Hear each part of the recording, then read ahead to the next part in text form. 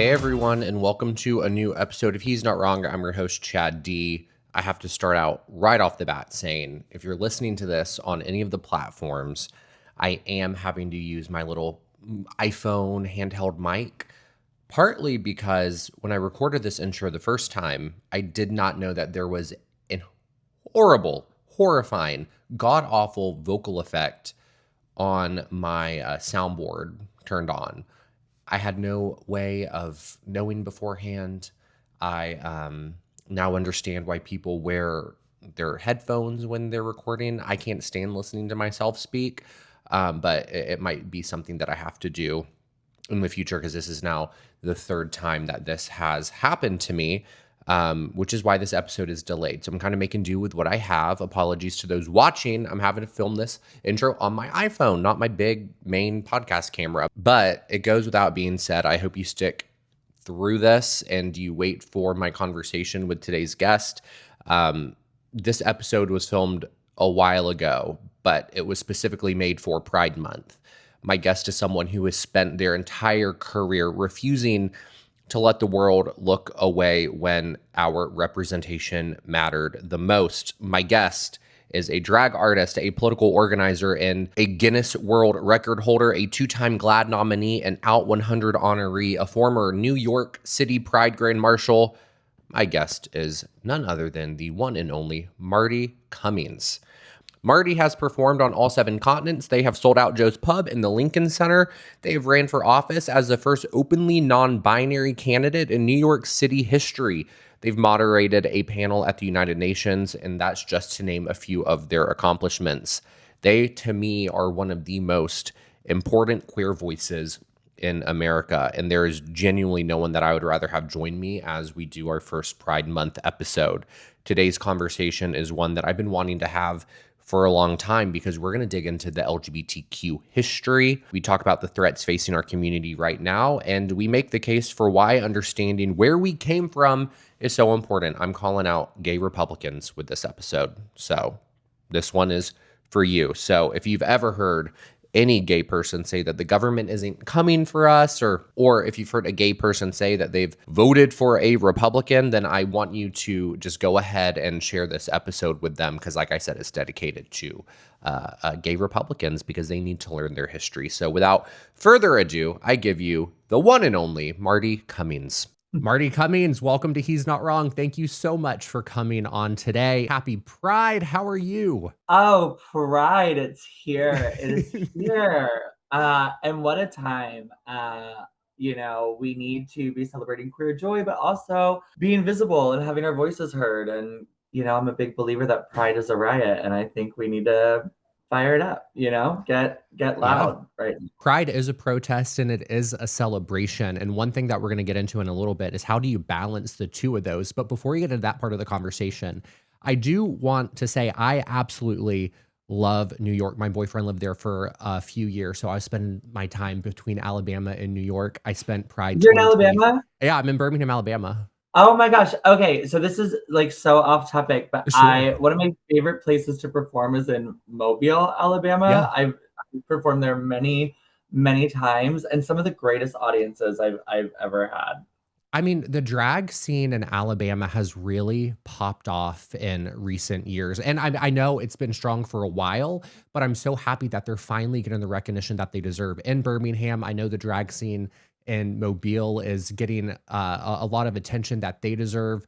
RuPaul had a queen from my hometown in Montgomery that was on last season. And then you had Sam Starr, who is from Birmingham. Sam performs at Al's on 7th, which is about 2 blocks behind my apartment. Not to dox myself to my audience, but I'm just so happy that Alabama is getting the recognition that it deserves when it comes to drag. Yeah. Yes. So as I was saying, I split my time between here and New York for a little bit, and I fell in love with the bar scene up there. My favorite bar in all of New York is Club Cumming, and I have to ask, any relation? No relation, but I do love Club Cumming, and I love Daphne Always, who performs there and is now on the Club Cumming show on Wow Presents. And, I've known Alan for years, and also Alan is one of my favorite kitchens. That's like so random, but I love his kitchen. It's like this rich. It's beautiful. Anyway, Club Coming is a lot of fun. I've performed there many times. It's a lot of fun. I mean, I fell in love with that bar the first time I went in. It was like so perfect, so quaint and intimate and dark. Uh, I mean, I just fell in love with it. And then I saw that you were performing. Are you still doing shows at Joe's Pub? I just did a show at Joe's Pub recently. It was my Are You There? Astrid, It's Me, Marti show that I did in Palm Springs and in Colorado and a couple other places. It was a lot of fun. I love Joe's Pub. You know, like one of my like one of the people who inspires me the most, Justin Vivian Bond, performs there all the time, and Barla Jean Merman's about to perform there, and she's such an icon. And Bridget Everett, of course, and Murray Hill, they all do shows there. And I find Joe's Pub to be one of the it's the public theater, so it just feels different, you know, when you get Yeah, to perform there. And when I do it, it's with my band, and there's nothing better than singing with a rock band. I love that. I fell in love with Joe's Pub a few summers back. I saw Kat Cohen. She was performing at Joe's Oh, Pub, and my boyfriend is obsessed with her. He took me to her show there, and so just all these little places in New York, I just fell in love with. And then you had little connections to them, so I got really excited when you're coming on the podcast to talk to you about yeah, this. Kat Cohen just did my show, Stage Fright at Red Eye recently. Well, recently, it was like 6 months ago at this point. But uh, she's great. She's very funny. I love like weird, kooky, funny, and she was a really great guest. You know, like it's always fun when you have another comedian on stage with you. We have two very different comedic styles, and so Yeah. when I was interviewing her during the show, it was really fun to kind of blend. Our different styles of comedy together. Uh, but I love her and how much she loves and supports drag and Yeah. local drag. She's always having drag artists, perform with her and be a part of her shows and her bits. And I love that allyship and support that she shows. Next time you do a show with her, if you do, and I hope you do, you have to let me know so I can make a quick trip up to New York and see it. I will. She's great. So I just want to read a few accomplishments about you that I left out in the intro on purpose. Oh So boy. you were the New York City Pride Grand Marshal in 2025. You hold a Guinness World Record. You were an Out 100 honoree. You were a two-time GLAAD nominee, World of Wonder Wowie Award winner, GLAM Entertainer of the Year. The list goes on. So my question for you is, what can't you do? Oh God. I what can I do? I feel like that's Oh, easier to answer than keep going on with what I'm you not a can good do. dancer. I'm not a good dancer. I'll say that. I'm a terrible dancer. I'm not a good dancer. You can that's a skill that you can learn. Oh, sure, sure, sure. I'm trying. So Not good at that. I want to hit on the fact that you were the Pride Grand Marshal in 2025 for New York City Pride because like I said earlier in the conversation that you brought up, Pride's a protest, but it's also time for celebration. And I feel like you are in a really unique position with your advocacy work, with everything that you've done in New York City to be able to talk about how you hold that celebration but that protest in the same space. Yeah, it was probably one of the greatest days of my life in drag. It was so special, and to follow in the footsteps of people like Miss Major and Mm, Raquel Willis, and to be there with people who I admire so much, like Lena Bradford and Elisa Crespo, who Elisa and I, ran for city council around the same time, and she now mhm. is the head of the Stonewall Foundation. And Lena Bradford is a legend in the nightlife community and the advocacy community, and somebody that I feel privileged to be friends with, and it just was one of those things where I couldn't believe that it was happening. I was extremely honored, and so balancing the joy along with the resistance, it is a balancing act because I made it a point. There was two things I made a point of when I went into it. One being I was going to have as much fun as humanly possible, and I was going to soak in every single minute of the day because it is something that will never happen again. I will Yeah. never be the Grand Marshal of New York City Pride again, you know? And it happened to be on my 20th Pride. The first time I went to Pride was Mm. when I was 17, 20 years ago at the time. And I had only lived in New York for, I moved to New York when I was 17 on June 23rd. And so Pride was that weekend. And it was my very first Pride. And so on the 20th anniversary of that, to be the Grand Marshal was really emotional and like overwhelming in the best way. And so I made it a point. These 2 points was one, I was going to have as much fun as I possibly could, Yep. and I was going to use that opportunity to speak about issues that I think are important. And so Pride said to me, they were like, once you have that microphone, you can do whatever you want, you know? And I was like, well, I'm about to. When I was in the parade, I made it a point. They were so funny. They were like, the Grand Marshals are at the front, so they kind of set the speed of Yeah. the route. They said, so just like stay in your car and wave, whatever. But I was like, no, if I see like a little kid, I want them to feel seen. And so I kept jumping out of my car every time I saw like little kids with their flags or whatever, because I wanted to make sure they got a picture and a high five and all that. I just didn't realize there were gonna be so many kids. I kept getting out of the car. So I think I slowed the parade down. But then, we had the press conference that morning and then an opportunity to do a speech later that afternoon. And during the press conference, there was a lot of press there, and I called to their faces out. I let them know, like, you have an obligation to tell the truth. And in the Mhm. administration that we're in, a lot of the leaders of these news organizations are Mhm. capitulating to fascism.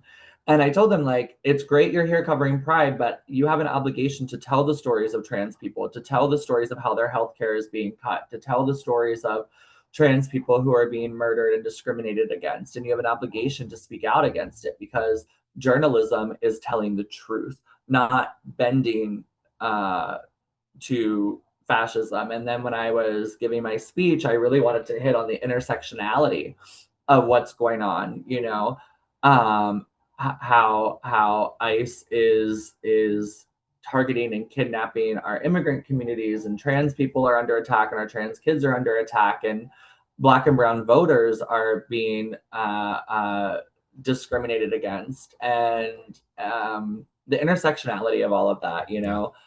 and I was really proud to have been given that platform to speak about those things. And, it's only escalated since then in the last year. Things Yeah. have escalated so much. I mean, look at the Supreme Court just last week, eliminating Black districts, which is, Listen, I live in one of the districts that they're invalid. So I vote on Tuesday, and I'll have to vote again in August because they're invalidating all of our votes in this congressional district.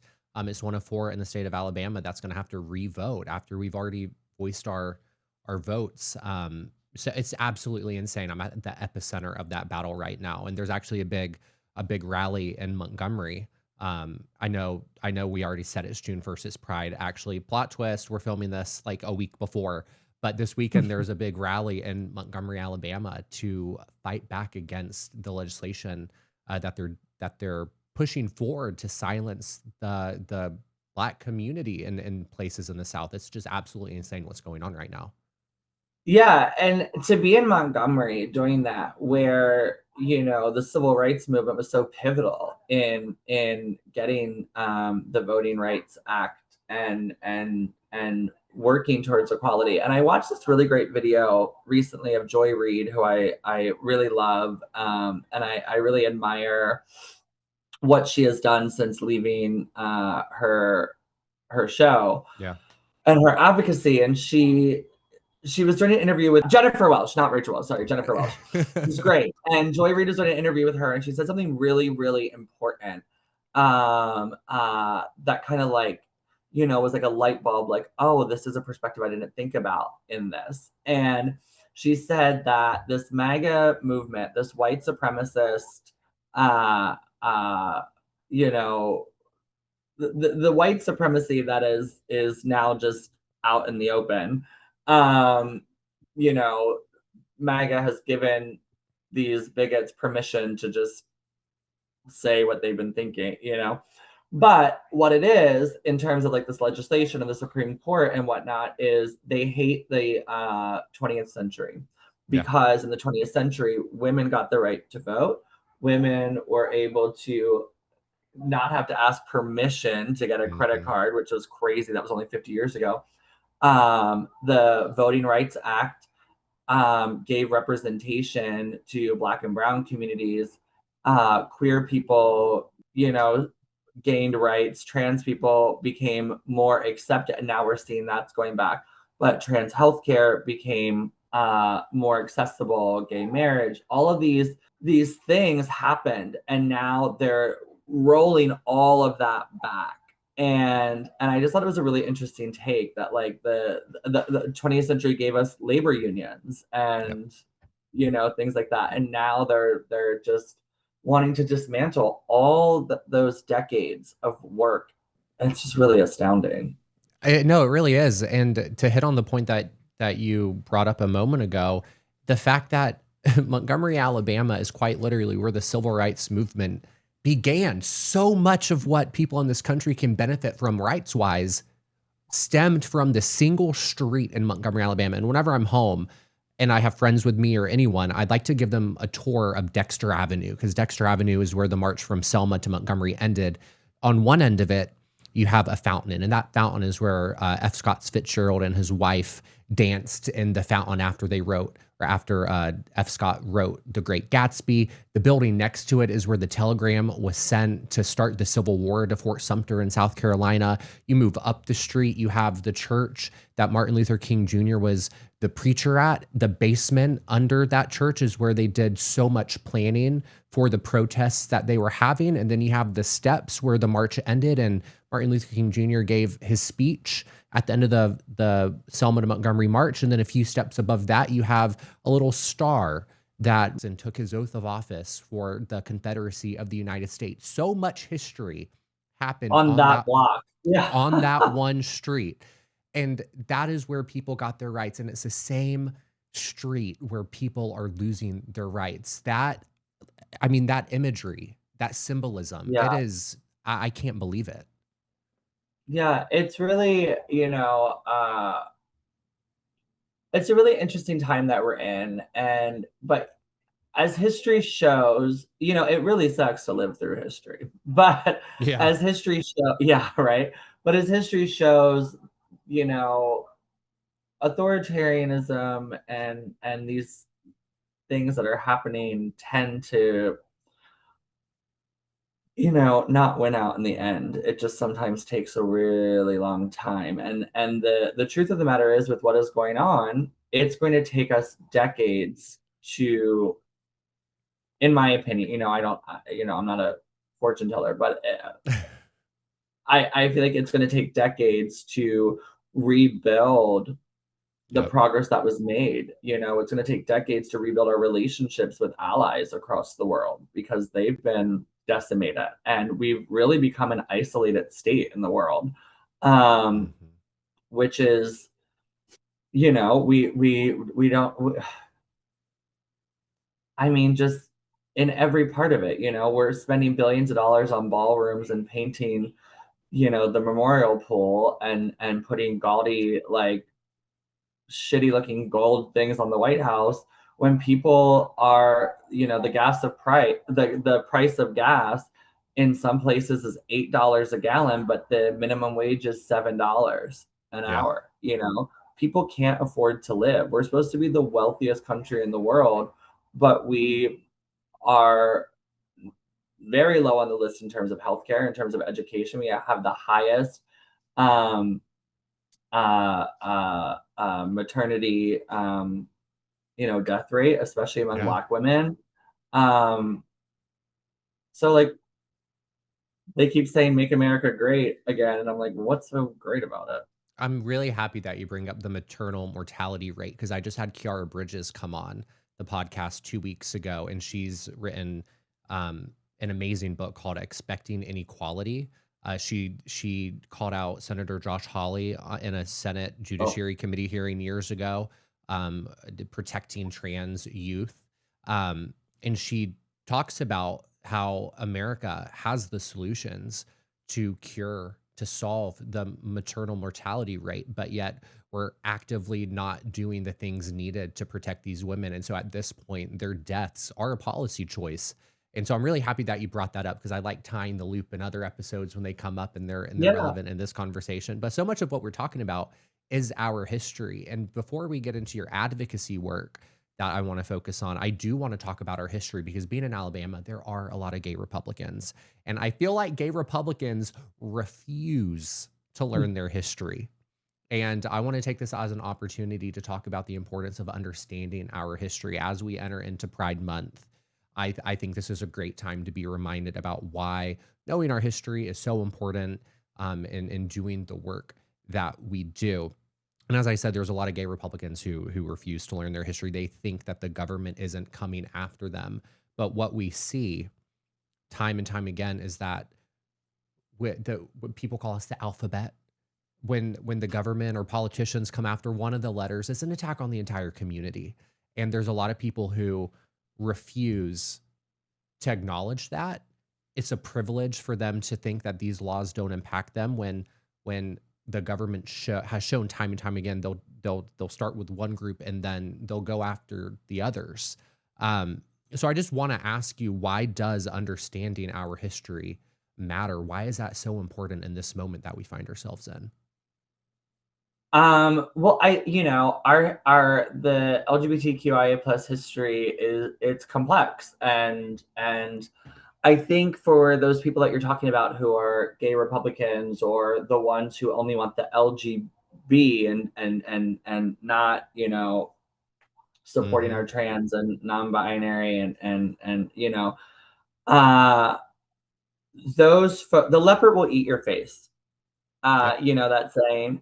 And just because you're gay doesn't mean you can't be a racist or misogynistic or bigoted. And we see that within our community a lot. Yeah. And so these gay Republicans, I think that they're, again, I'm not a gay Republican, but from what I gather, their viewpoint is they're not going to come for them because Yes. they're MAGA, and but that's privilege to think that way, and it's racism and it's transphobia, ingrained, and it's misogyny, like ingrained in people. And but our history, queer history, is, the first drag queen, the first known drag queen in the US was William Dorsey Swan, someone from Maryland who was Mhm. born into slavery, and in their freedom, with two of their siblings, two of their brothers, started in DC underground balls, and they called themselves the Queen of Drag, and they provided a safe haven for primarily Black, formerly enslaved people to dress up and be queer at a time when it was illegal to be queer. It was illegal to wear clothing of the opposite, like, gender assigned at birth. It was illegal to be Black.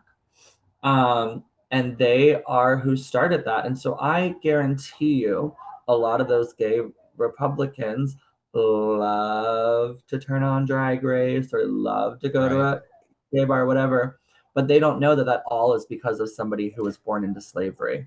Yeah. And they don't know that Joan Jett Black ran for president in 1992 and 1996 and used her platform to call out the two-party system, as a Black drag queen. And they don't know that, the when the police, riots happened at Stonewall, it was trans women of color, and drag queens who were fighting so those very cis white gays could be protected, full well knowing that they wouldn't be Hmm. protected.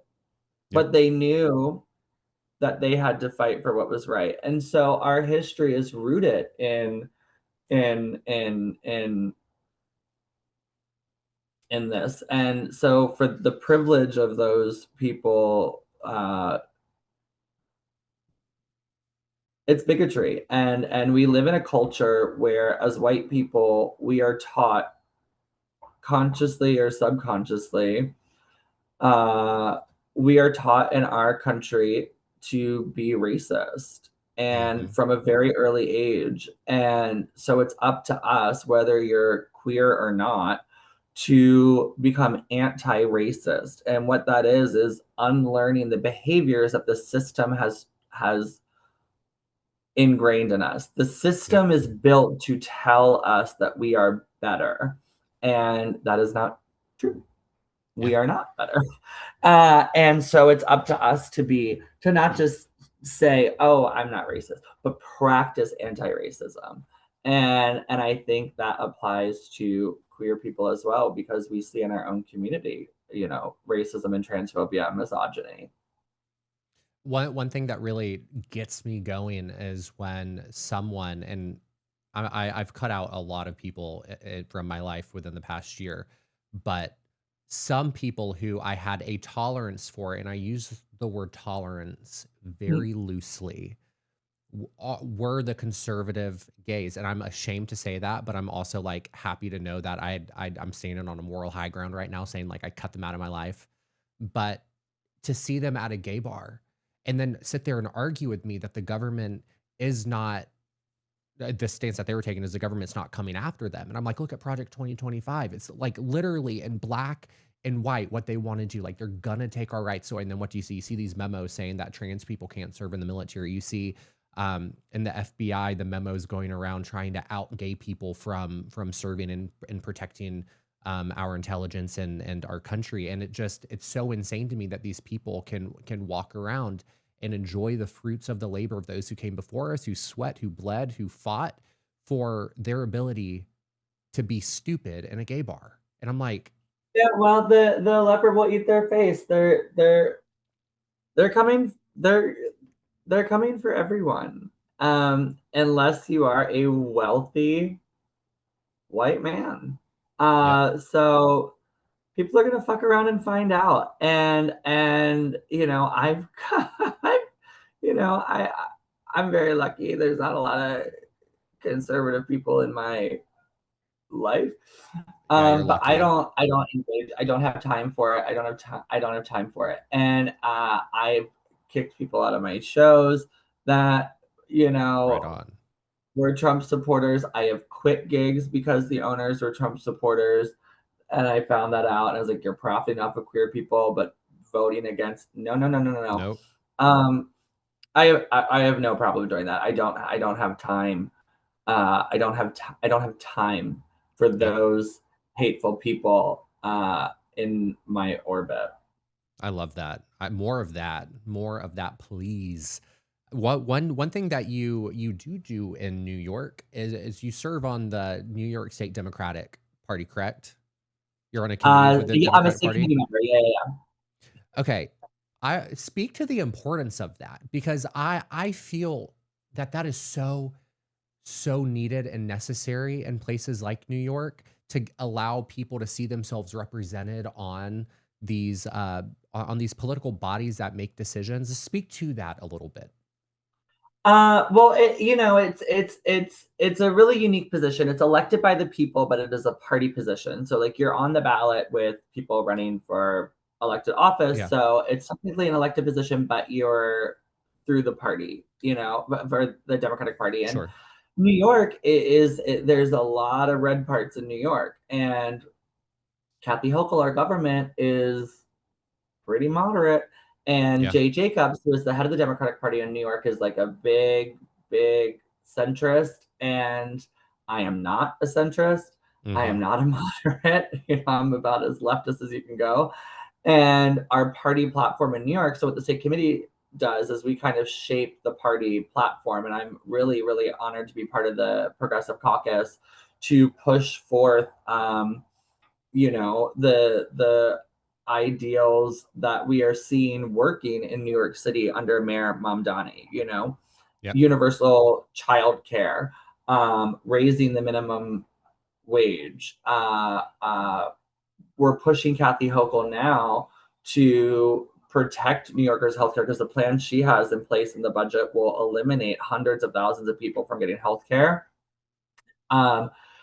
We've seen with this pied-à-terre tax that they put forth, like that will provide billions of dollars in revenue, but we need to take it further and tax billionaires more because they're still going to be like, I always use the example when these wealthy folks are like, well, we're going to lose all our money and blah, blah, blah, blah. Jeff Bezos, who trash, but his first wife, Yeah. uh, uh, she got something like $38 billion or Yep. something in her divorce settlement. It was something like that. And she gave like over $30 billion away to philanthropic Yeah. endeavors, charity, whatever, which is incredible. That's what billionaires should be doing. But now her net worth is higher than the divorce settlement because when you have that much money, your money makes money.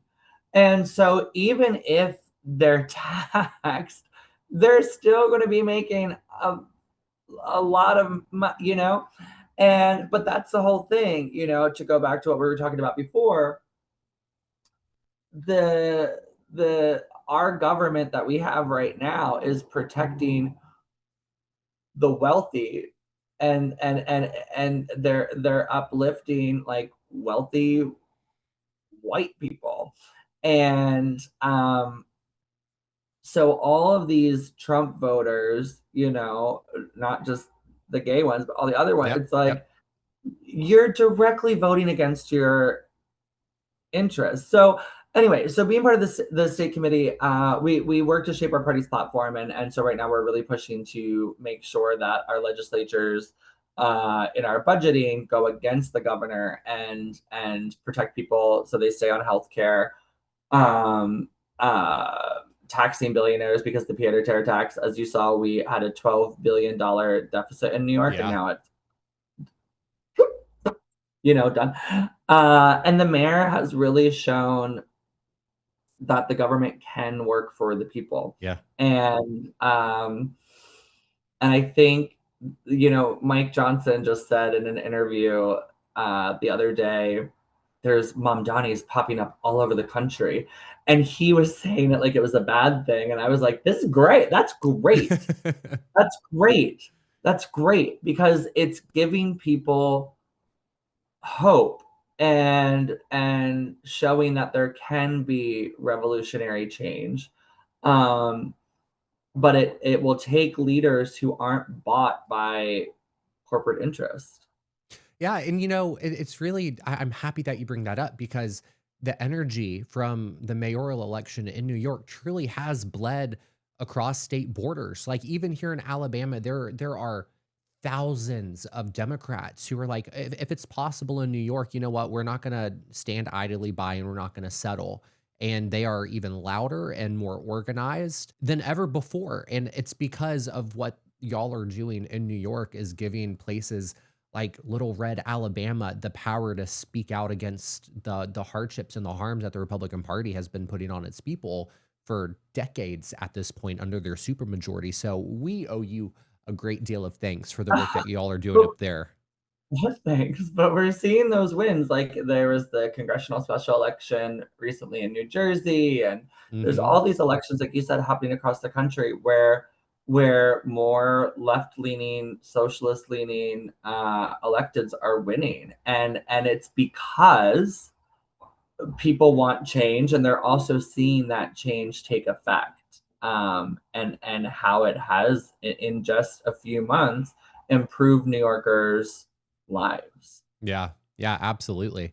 And I also want to touch on another thing besides the state Democratic Party that you're involved in. I want to talk about the panel that you moderated at the United Nations. I think that is so fucking cool that you did that. Like, how did that come to be? What was that experience like? That is crazy. So I got my friend Fabrice used to work at the UN, and he had invited me to a discussion on gender equality across the world, and I like asked a question during it and whatever. And then after that, I was invited to put together a panel on queer electability around the globe, and that was really exciting to put that together and to moderate it. And I got to have, Brian Sims on the panel, who, he was a state legislator in Pennsylvania and ran for lieutenant governor there, and he's a very dear friend of mine. And Cecilia Gentili, who has since passed away, but a trans icon. She was very involved politically. She also was a huge advocate for decriminalizing sex work, and just a brilliant, beautiful human who I miss like so much. But the panel was great, and I couldn't believe it. I was like, I'm gonna roll up to the UN in drag and talk about queer people getting elected around the world. And it was really God, that was so long ago now. I think that was like 2018, but like yeah, I couldn't believe it. It was also one of those like imposter syndrome places where like I Sure. went in and I was like, "Oh God, I'm at the UN and you know, uh, do I belong here?" Um, and yes, I do. But Yes, yes, yes. And you know what? you know, Even it took many years after that experience to be like, "Yeah, no, yeah, yeah, that was yeah, yeah, you did that." I mean, You know? it's almost to me revolutionary. At the even if it was 2018, it's the fact that you did it so long ago that you have been that visible, that that work has been recognized and in front of the UN at that point in our history, and that you're still doing the work since then. Because, and I just want to read a few facts here. Just in 2025 alone, there were 850 more than 850 anti-LGBTQ plus bills. That's the most in U.S. history. And for reference, in 2020, there were only 100 bills across the U.S. that were submitted for consideration in state legislature. So that's an 8 times increase. It's just the seeing where we are in our history right now, but knowing that you were doing things like being present and visible in front of the UN well before this, like really shows that we have a strong foot and strong soldiers in this fight. Yeah, well, even one piece of legislation is one too many, you know? Mhm. Any legislation that discriminates is one too many. And it has risen because the hateful rhetoric that is coming out of the White House, it trickles down. But we also know 72% of Americans support trans people. And this bathroom nonsense is not top of mind for them. What's top of mind for them is gas prices and being able to afford their rent and putting food on the table for their kids, and how are they going to get their medication. And so it's all just, it's a small group with a very loud voice that continues this discrimination. And but it does put people in harm's way. There was just a trans person who was killed at a university a couple days ago, you know? Um, so what happens legislatively not only has legislative impacts, but it has impacts in how people treat people. Yep. And Yep. uh, yeah, but doing that in 2018, it was during the Trump's first administration, and yeah, it felt pretty badass to go to the UN in drag and have one of my favorite, people, Cecilia, on the panel, who was trans and from Argentina, and But I put this in the show notes for you in prep, because I think it's such an important point to point out this Pride Month specifically with everything that we see going on in our country right now. When we look back at Stonewall in 1969, the Stonewall Inn uprising. And by the way, 2 summers ago, I lost my favorite pair of glasses at Stonewall. So if you go there anytime soon, if you can like check lost and found for me, that would be great. Showed up with them with photos. They're on my face.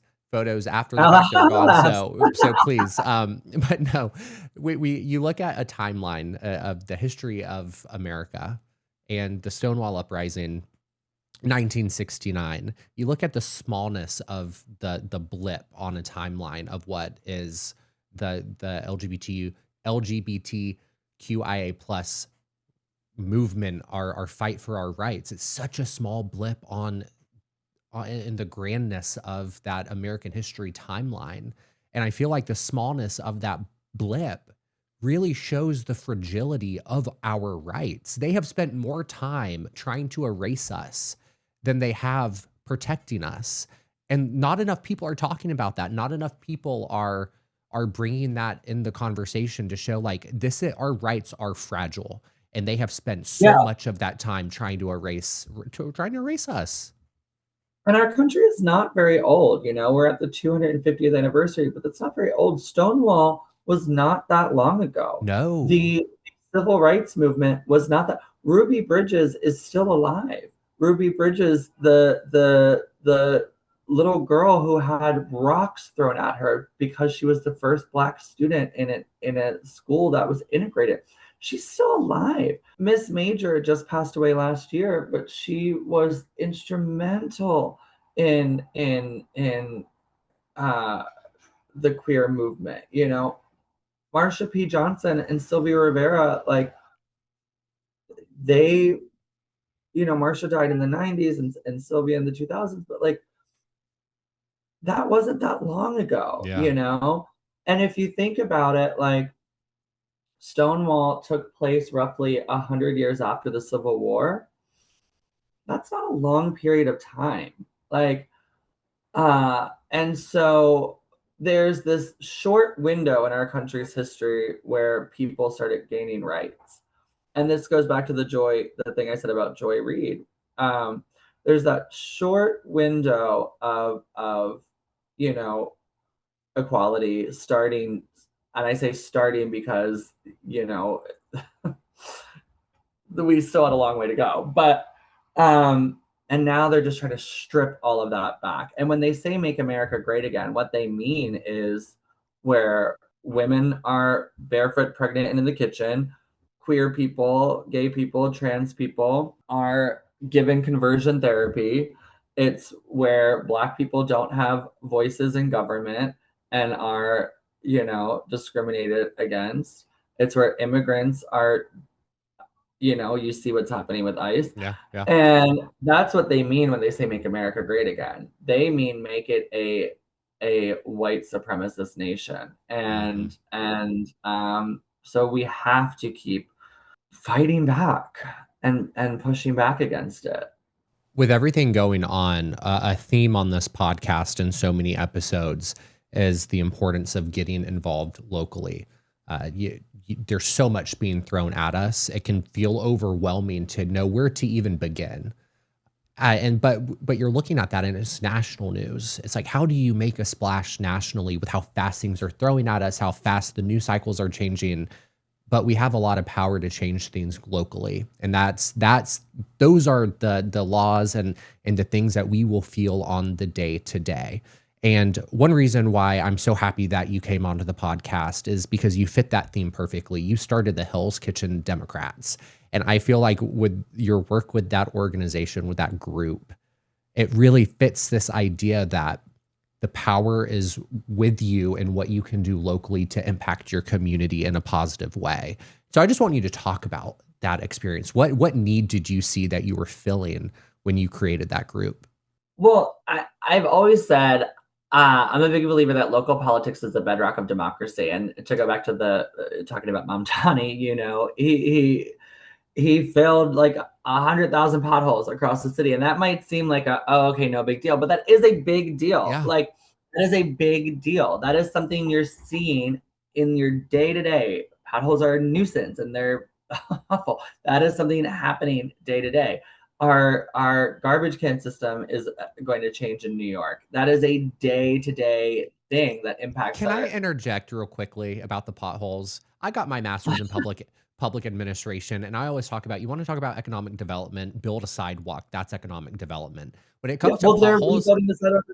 Yeah, when it comes to sorry. filling the potholes, it's showing that you value what you're spending your money on. You have a car, you worked hard to pay for that car. Potholes make you do more maintenance on your car, lessens the value. Like just the act of filling a pothole shows the value that our politicians have on us as individuals. So like I just have to put an exclamation point on the importance It's of something as small as filling a pothole. 100,000 potholes filled. They're expanding bike lanes. They're expanding sidewalks. Park Avenue is going to be turned into a park. Like, these things that are hyper local, but really do make change. And I also, I tell people local politics is important because these city councils and town councils can go against what's happening nationally, like in their communities. And school boards are incredibly important because school boards determine what our curriculum is, Yep. and we need to have curriculum that teaches Black history and Indigenous history and immigrant history and queer history and protects students. And school boards are incredibly important. But in founding the Hell's Kitchen Democrats, I really saw this need for infrastructure on the local level that wasn't there. There was like a void, and people were so scared and angry about Trump and needed a place to funnel that. And so we started the club, and it was, I'm the founding president and the founder, but also there was a group of neighbors who kind of, like, when the call to action went out, like really came together and became founding members. And now it's one of the most like powerful political clubs in the state, which is crazy. But it's bringing people together locally, and it's helping. And it's not just, like we support candidates and do all of that and go to protests and rallies, but also like we help our tenant associations and our block associations and our local businesses, because that is important. When your local businesses are thriving, the community is thriving. That's economic, that's jobs, Yeah. that's when your tenant and block associations are getting their needs met, potholes, trash, whatever, uh, that helps. And then supporting tenants when they're going against landlords who are corrupt. So yeah, I'm really proud of that, and I'm really proud that the club is still going really strong. What I To go a little bit deeper into that, what are some of the markers of success that you're finding with the club? Like when you look at the overarching idea as to why you created the organization, what are some of the like the tangible things that y'all have been able to, like, you see when you walk down the sidewalk in New York City, you look at something, you're like, that was us. Well, I see like a lot, like politically, and how we bring candidate forums to the community, which is really important. So Hmm. and hold town halls within the community, and I think that's really important, where people can have their voices heard. But like a lot of those local things, it's our playgrounds and park beautification and our small businesses being able to thrive is because our club has been such advocates for those Yeah. things. And so I really love getting to see those things and advocating for expanded bike lanes and sidewalks, and that's the club members working with our electeds to get that done, which is really exciting. I want to commiserate on something with you for a moment because you ran for city council in New York City, what, in 2021? Is that right? Yeah, yeah, yeah, it's been a while. Yeah. Yeah, I ran for Montgomery City Council in 2019. So Oh, I completely understand what it's like to run for local office. What was that experience like for you? What did you learn from it? exhausting. It was exhausting. No, but I mean, it was exhausting. But Yep. I also, I said throughout the campaign, like, obviously the goal is to win, But you also have to look at the wins within the campaign. And there was a thing, like an article that came out after that said, like, you know, Marti Cummings' failed attempt at city council. And I was like, I don't think it was failed. Like, we didn't win, but I don't think it was failed at all. And Hmm. because there were lots of wins, we had a primarily queer, non binary, trans staff. Everyone on our staff fell into the umbrella in one way or another, LGBTQ, IA plus. Um, we activated more volunteers and more donors and more in-district donors and received more endorsements than any other of the campaigns.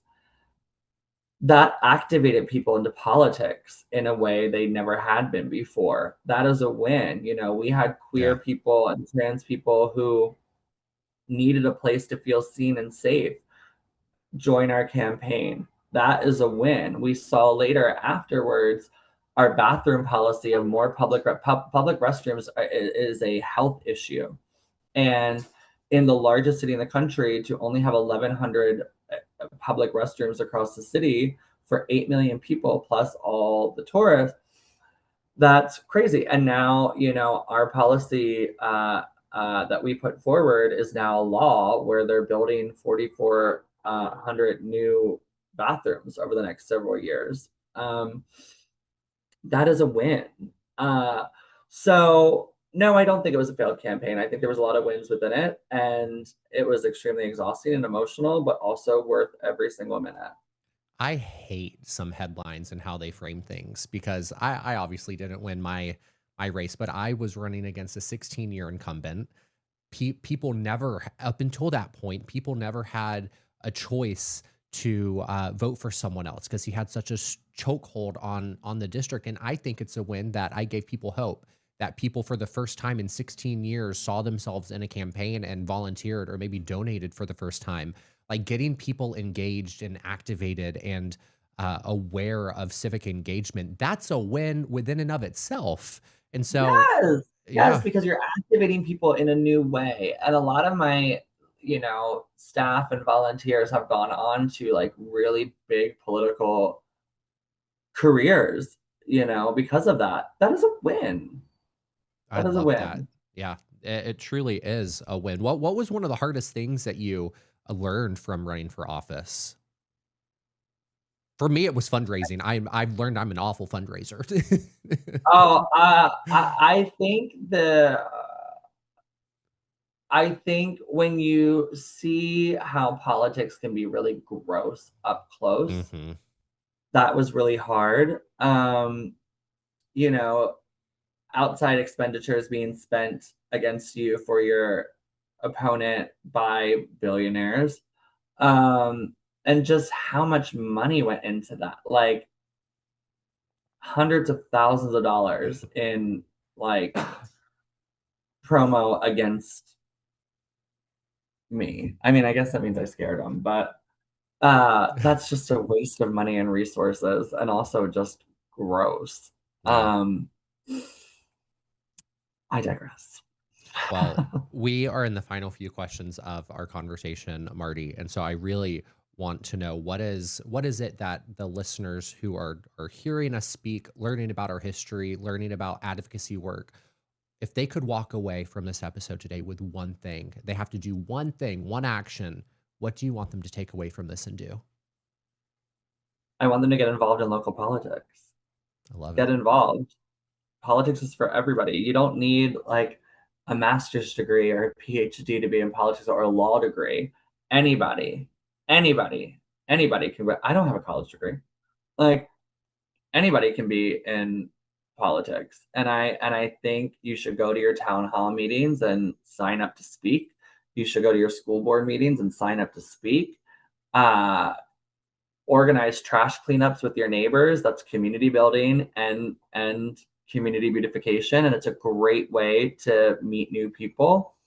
Um, you know, just get involved locally. Uh, yeah.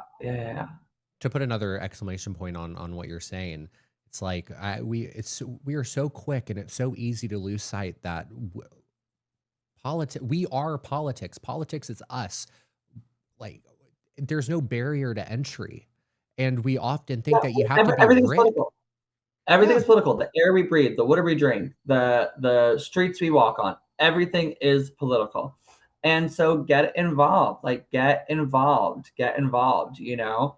And like I said, this is such like a silly thing, but like a community trash cleanup is a really good thing to do. It brings people together, it builds community, and you're doing something to help on the hyper yeah, local level. Having a toy drive or a clothing drive or going to a food bank, those are hyper local ways to get involved. And then, of course, like signing up at the town hall and the school board to have your voices heard is really, really important.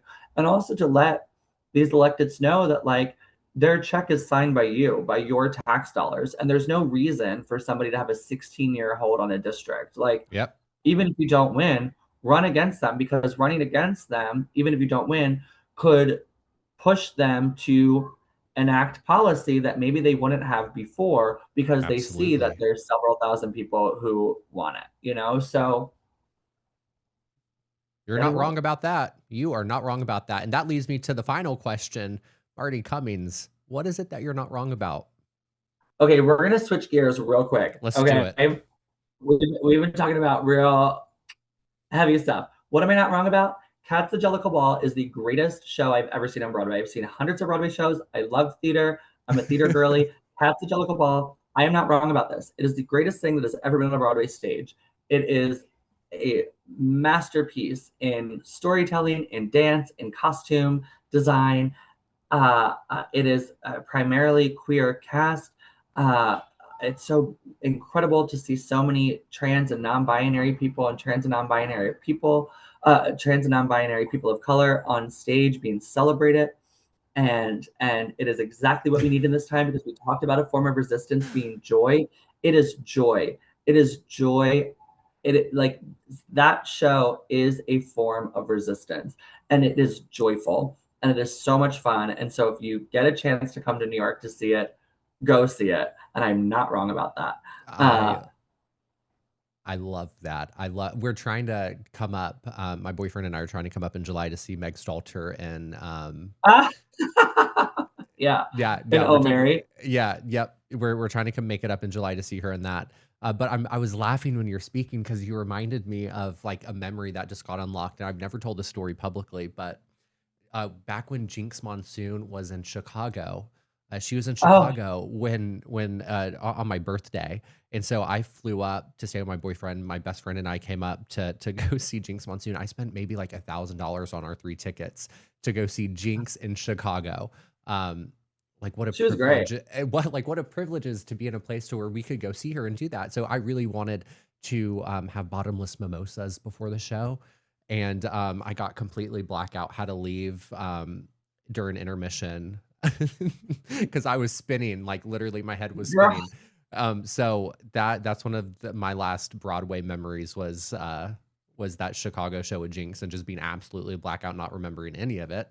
I know I was silent, so I was not disruptive at all. I was very respectful. I well, was no just in my head. mimosas before you see Oh Mary. Yeah. Yeah, no, the lesson learned is I will not be drinking ever again before I go see any Broadway show. No, Broadway's expensive. You want to see it. I know. I'm ashamed to say that. I know you're a Broadway lover. I know you have your what after hours Broadway show. Yes, we had Frankie James Grande as our guest last night, who's in Titanic right now, another great show, and Emma Sophia from Jellicle Ball. So, uh, yeah, it's great. Wednesday nights, I read I. I want to see Titanic so bad. I've been influenced. All my entire feeds have been Titanic, so we're gonna add that on It's onto really those when we're funny. ready there in July. But anywho, Marty Cummings, thank you so much for coming on and kicking off Pride Month with us. I know it was a heavy conversation, but it was an important one to have, and I'm so happy that it was with you. And I'm so appreciative of your time today. Thank you. Happy Pride. Thank you.